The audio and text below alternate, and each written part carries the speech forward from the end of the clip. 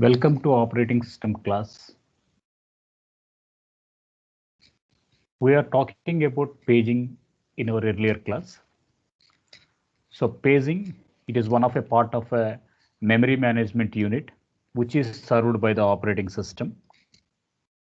And we had a quick idea of that the paging, it is going to be organized in form of pages, and thereby it is going to be mapped with the equal sized items, that is frames.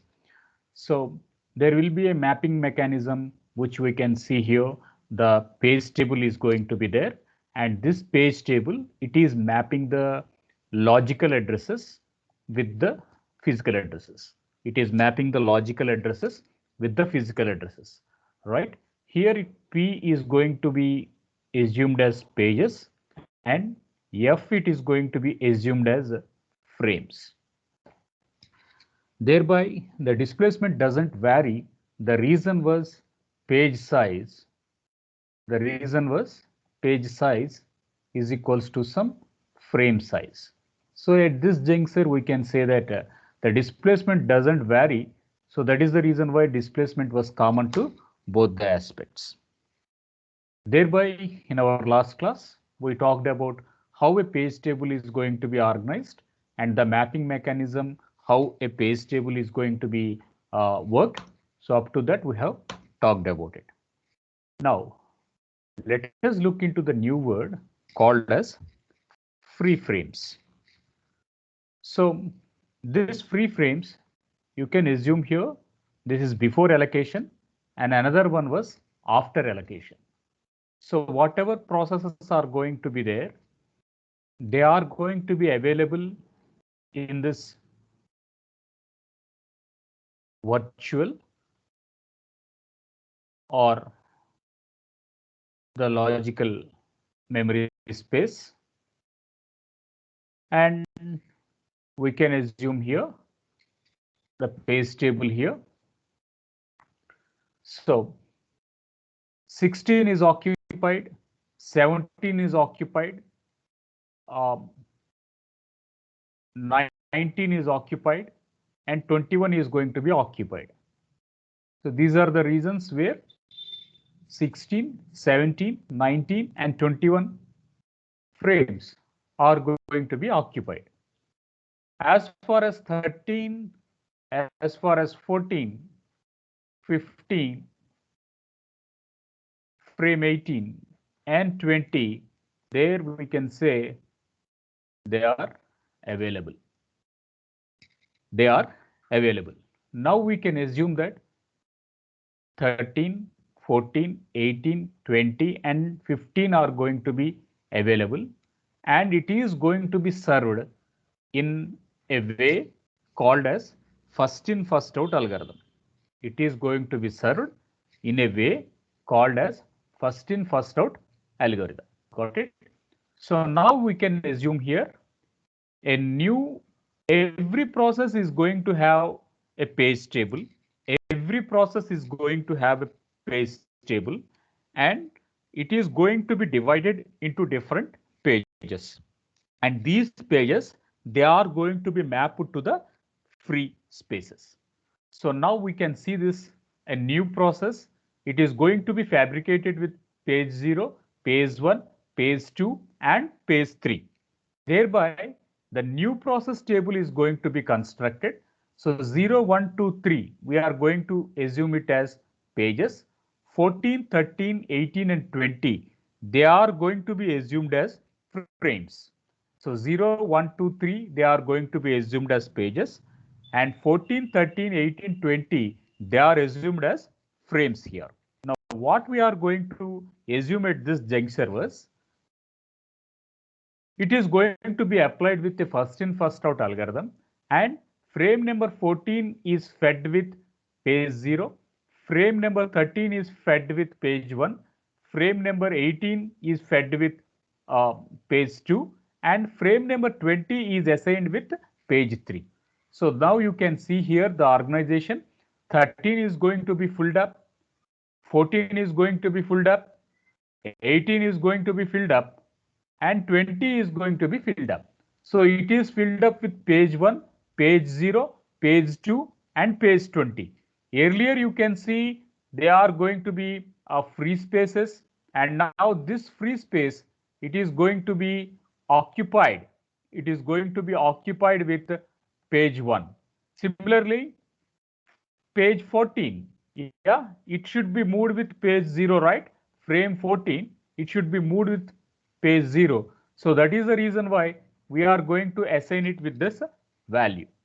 So we talked about frames, and these frames which are free, they are going to be allocated to the new pages which are generated for a new process. Now still 15th page is still empty. So that is the reason why we are going to say free frame list still 15 was available, and if a new process is going to be occurred, that new process is going to be handled with that process, right? The next thing was how exactly a page table is going to be implemented. Yes, how exactly a page table is going to be implemented. So basically, page table is going to be kept in the random access memory. That is the first key takeaway. Second key takeaway, page table base register, we are going to assume it. So it is going to hold the base, or it is going to hold the starting. It is going to hold the beginning address of page. Thereby, it is going to have the page table limit register, which it is going to indicate the size of a page table. It is going to indicate the size of a page table. So in this scheme, we are going to assume that every data or an instruction, it is going to access the memory directly. So we talked about page table base register, and thereby we talked about page table limit register. So page table limit register, it is going to give the size, the number of memory locations, it is going to be handled, etc. It is going to be taken up with this length register. Next one was we do have to implement a page table for a fast access, a speed access. For that, we are going to use cache memory. We are going to use a cache memory, which it is going to generate a fast access. The other names in this operating system, we are going to define it as an associative memory, or the other name that we can assume it as translation look-aside buffers. The translation look-aside buffers. So when we are going to call it as an associative memory, the thing was it is going to apply a search mechanism. It is going to apply a search mechanism. So let us talk in detail before we dig deep into another slide, so that we will have a complete idea of how a cache memory is going to be taken up. In this way, we will be taking up the concepts. So we'll add 2 slides. Thereby, I can explain you again, and then we can take back to the example. Okay. Yeah. So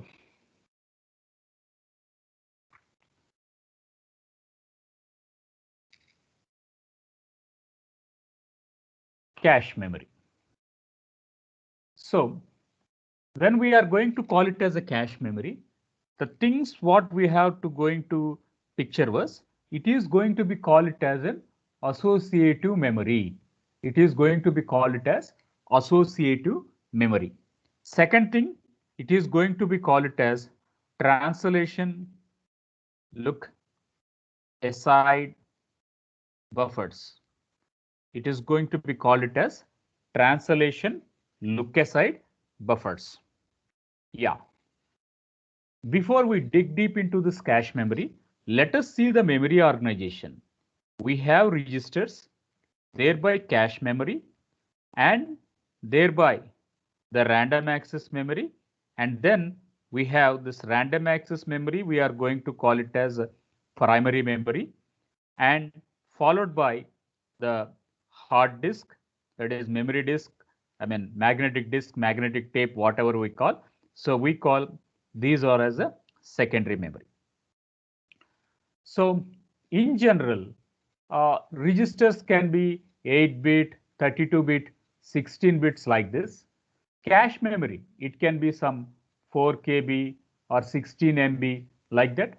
Random access memory nowadays it is some 2 GB or 4 GB or 8 GB.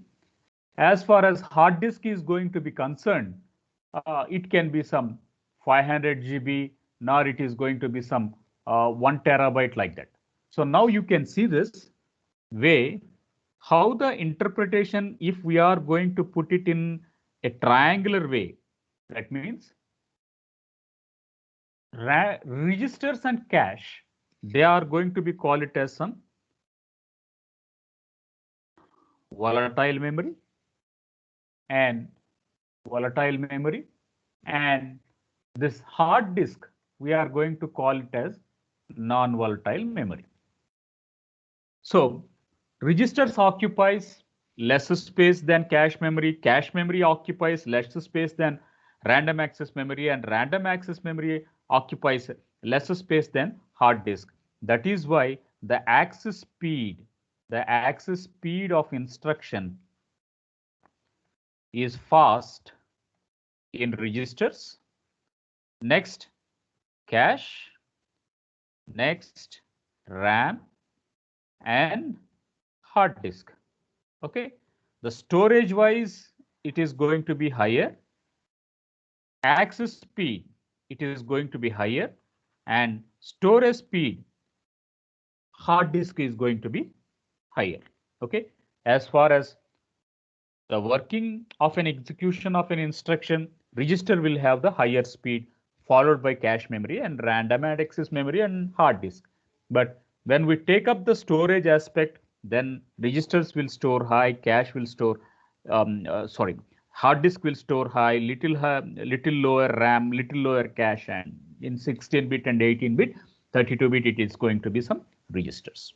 Now, why I'm going to bring this picture here, because logical address space is going to be raised by the CPU. Logical address space is going to be raised by the CPU. So at this point, what we have to assume was it is going to work with registers and it is going to work with cache memory. So it can be some 4 KB, it can be some 8 KB, and it is going to be represented with some 2 power n. And the most primitive items, the most frequent items needed by the CPU, they are stored in the cache. And the second thing was the access speed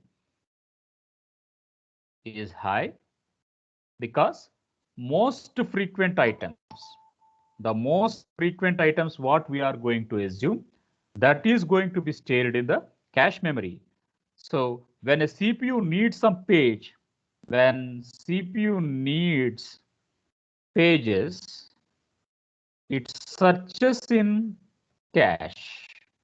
It is going to search in a cache. What is the other name of a cache? We can call it as translation look aside buffers. So if the element is going to be found, if an element is going to be found, then we are going to call it as TLB hit. If the element which is going to be searched by the CPU is not going to be found in the cache memory, alias associative memory or TLB, then we are going to say TLB miss, as simple as such.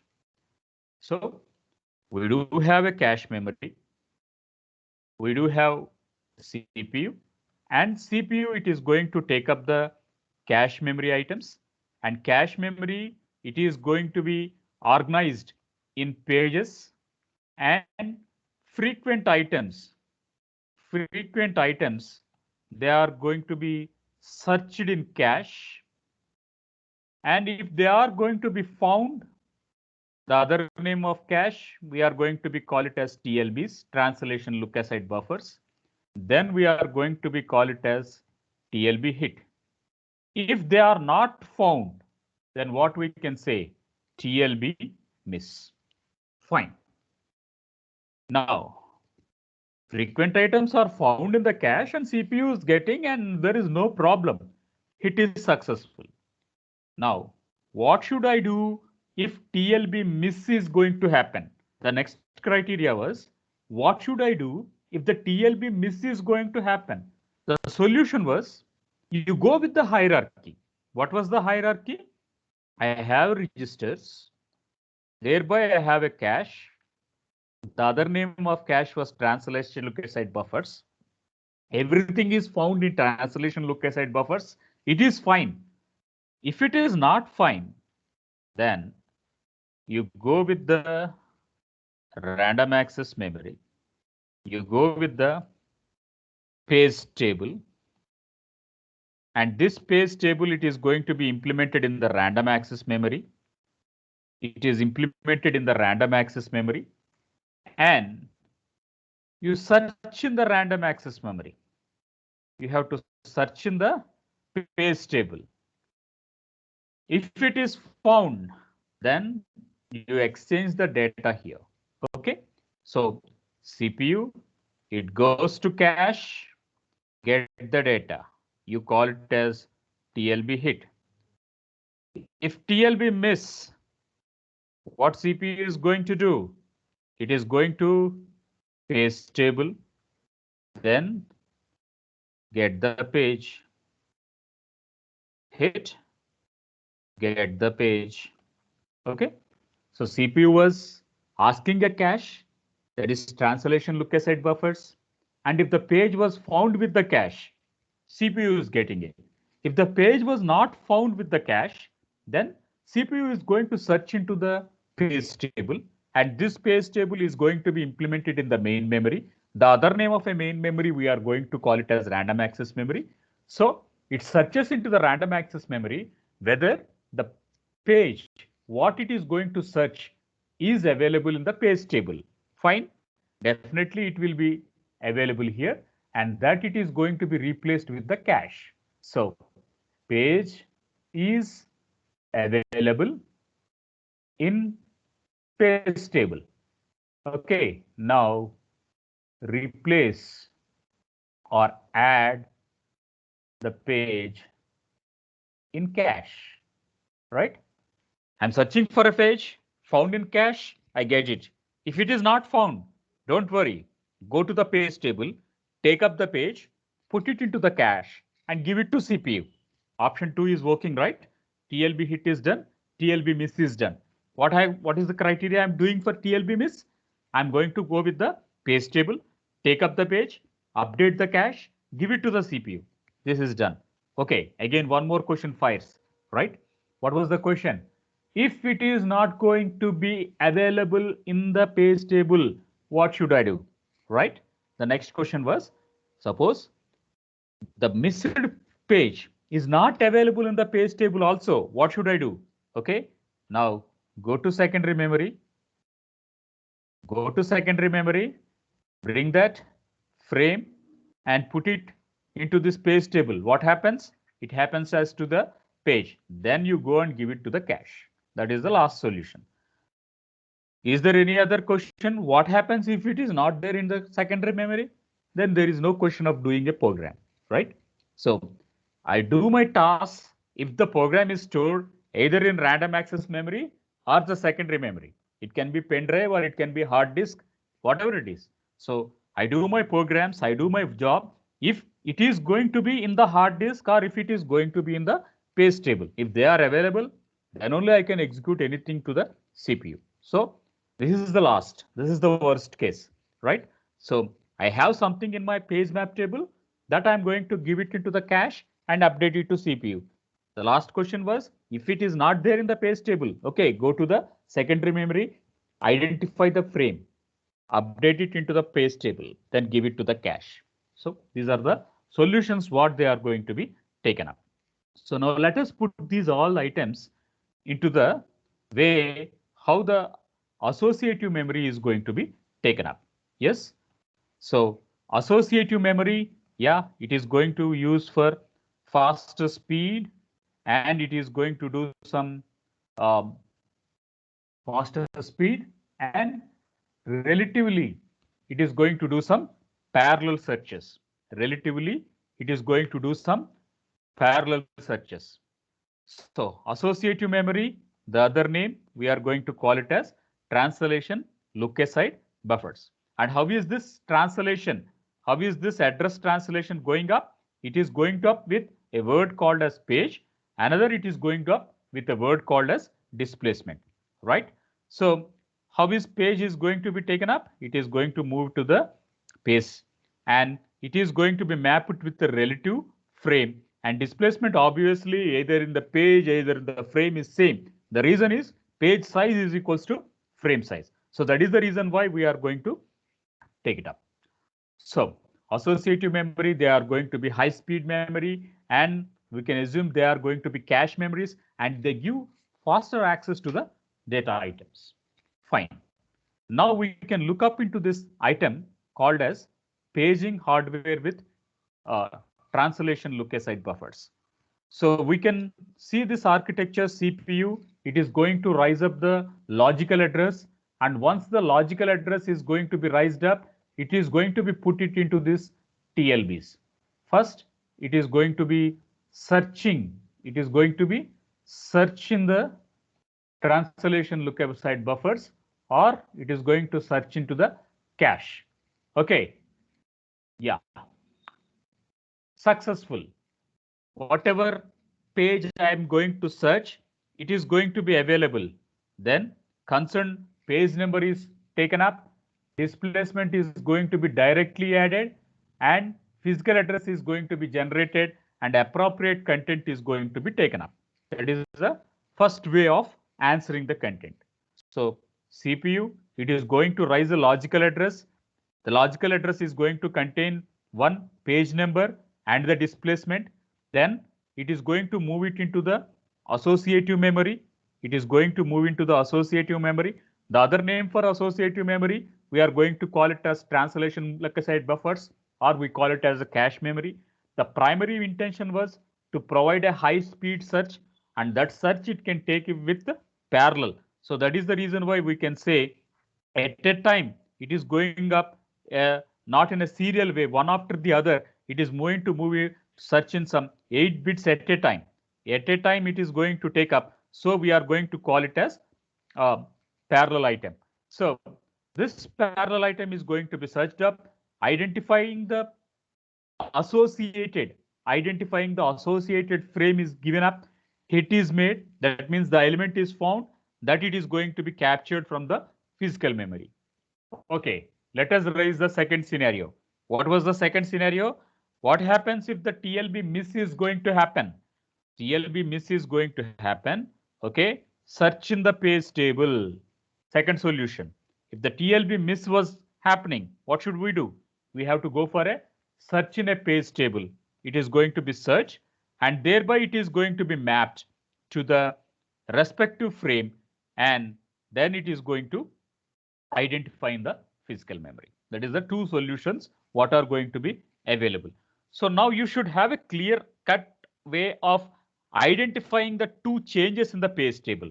The first change, you can see it is the conventional we are talking from the last three classes. That is the pages, they are mapped to frames, and frames are going to be taken up to the physical memory. That is what we are talking from the last two classes. But now what you can see here, association is going to be made.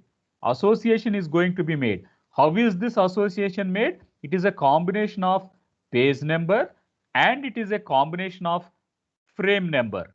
It is a combination of page number and page number, and there we are going to do a parallel search. So it goes for high speed. It is going to have a high speed memory access. It is going to have very high speed memory access to have that accenture towards high throughput. The concept of translation look aside buffers is going to be occurred. Yeah. So we calculate the associative lookup, it definitely will be the 10% of the earlier time, 10% less than the earlier time, and thereby we are going to consider the effective address. So we are going to consider the effective access time, and relatively it is going to be very, very less when compared to the traditional way of paging architecture. So we take up the hit ratio. So what was hit ratio was number of hits by number of hits plus number of miss. Okay, number of hits by number of misses. So example, there are 25 tasks which are given to you. Example, there are 25 tasks which are given to you, and you completed 15 tasks successfully, and you did not complete 10 tasks. So what was your success rate? The success rate was number of hits, that is 15, by number of hits plus miss, that is 15 plus 25. So this was your accuracy. So around 70% you are going to have this item. So you are going to call that item as a hit ratio. So how good, how effective the CPU is going to generate the instruction to, access the instruction to save the CPU time towards it. It is going to be measured in some nanoseconds. So how much memory it is going to access with very high speed, it is going to access the memory. So that was the agenda of calculating the effective access time. Fine. After the translation look-aside buffers has been taken up, the next way was to give some protection to the frames, protection to the pages which are going to be associated during access of the data. So to do that, we do have two words. One we are going to call it as valid, another we are going to have some invalid. One we are going to call it as an valid, and another word we are going to call it as invalid. So either a valid or an invalid, they are going to be taken up as some bits. They are going to be taken up as bits. It can be either high or it can be either low. So 1 we are going to call it as valid, and 0 we are going to call it as invalid. 1 we are going to call it as valid, and 0 we are going to call it as invalid.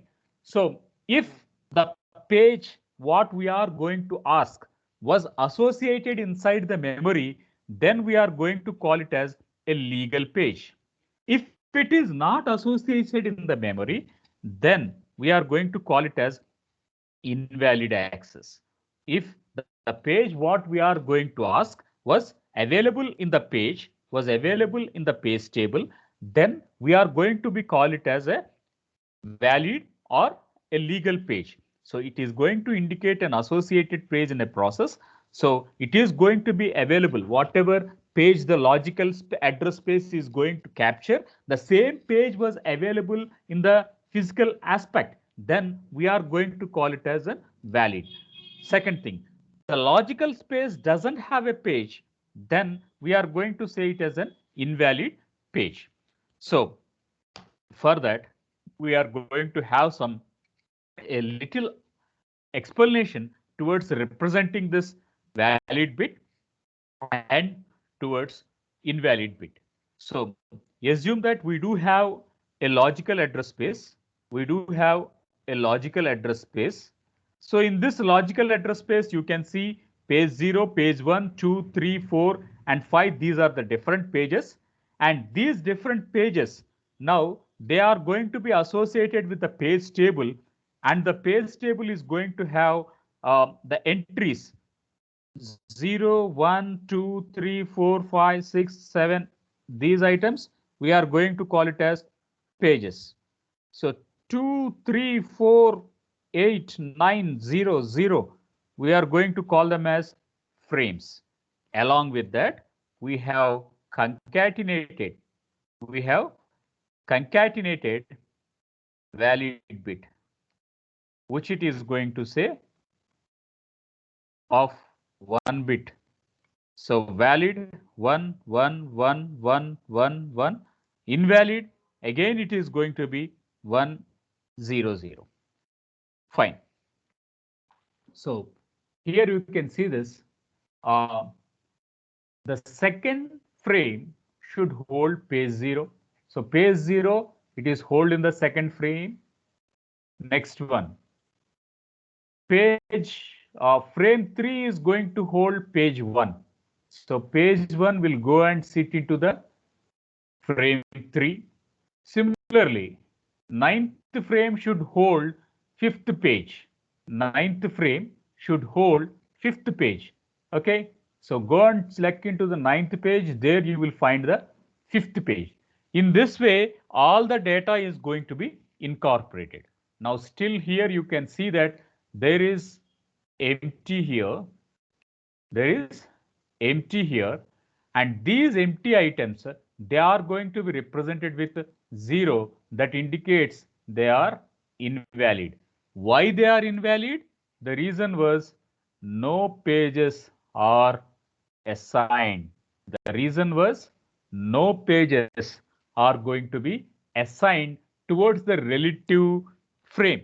No pages are going to be assigned towards the relative frame. So that is the reason why this a page frame is going to be empty. Fine. So let us conclude our class.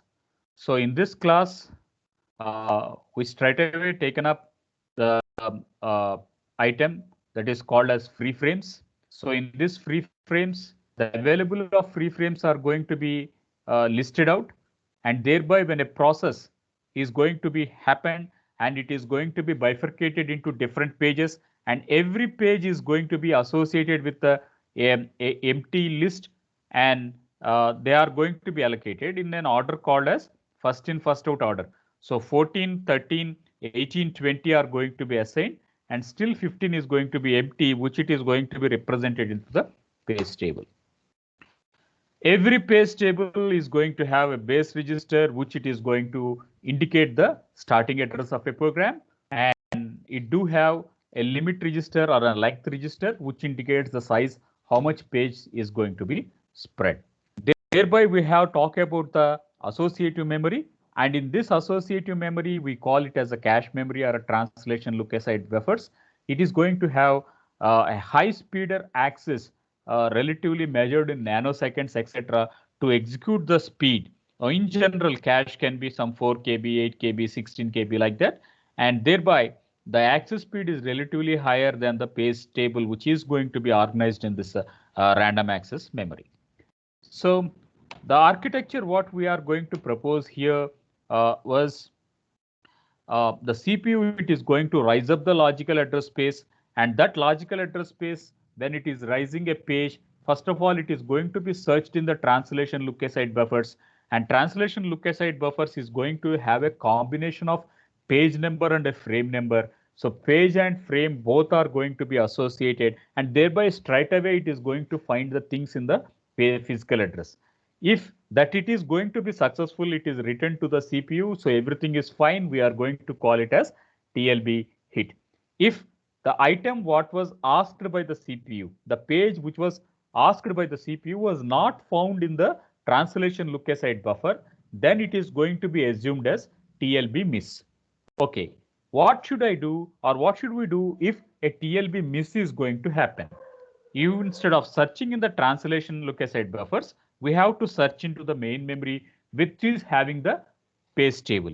So page table, whatever items are not going to be available in the page TLBs, those items are going to be available in the page table, and those it is going to be updated. So suppose, assume that if the items are still not found in the page table, now they can be referred towards the physical memory, and thereby they are going to be given back to the CPU. What happens if TLB is going to be full? We are mentioning that TLB is going to have some 4 KB or 8 KB, and if it is going to be full, that means pages has to be replaced. How pages are going to be replaced means they are going to be replaced with a first in first out algorithm, least frequency used algorithms, which we are going to discuss in after a couple of classes.